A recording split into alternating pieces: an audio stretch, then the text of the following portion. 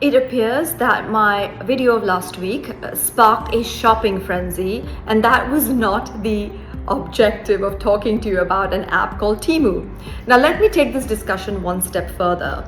PDD, or Pinduoduo, as I mentioned, which was a Chinese company, is one that is created by a man called Colin Huang, who is an ex-Google employee who created PDD in 2015 and moved its headquarters from China to Ireland as a result of all of the debate around the issues of the apps and the fact that it was even taken off the Apple Play Store due to issues of malware and spyware and things like that.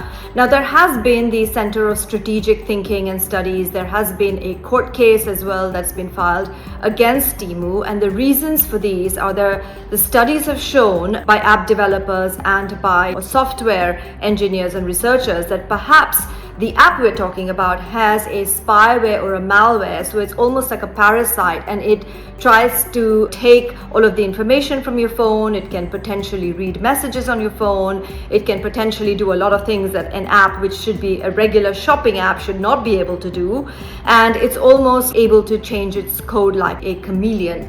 Now, the reason why some of these aspects may be substantiated, or these court cases may be substantiated, is because if you think about it, if you go into the shopping frenzy of a whole bunch of cheap and cheerful products from over 80,000 suppliers, studies have shown that an app like TEMU may be losing something like $30 per order because of the expedited shipping that it offers to North America, Middle East, and Europe. And technically, you can't recover the kind of prices you're offering on this sort of like complete chain mail, kind of pushing discounts at you constantly, lowering the price constantly. It's not a sustainable business model.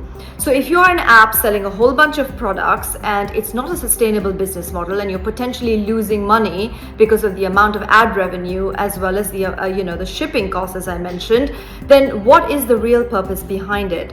So as I said, there is a whole conspiracy theory around TEMU at the moment, and court cases flying all over the place saying that, is this sustainable? Is this a threat to national security, where a lot of information is being pulled by this app? It could be a person's messages, it could be data, it could be locations, etc. And the fact that its ultimate ownership rests in China, where the laws are very strict, and the Chinese government potentially has the right to ask for any sort of information from these types of companies. The debate rages on. I don't know what is true or what is untrue. It's never wrong to be careful. It's not just TEMU and its terms and conditions of use. I've talked about this. You have to be careful about what you're downloading. You have to be careful about where that might have been created or formulated, and what you're using, and how much of your app control or your phone control you're giving that particular app.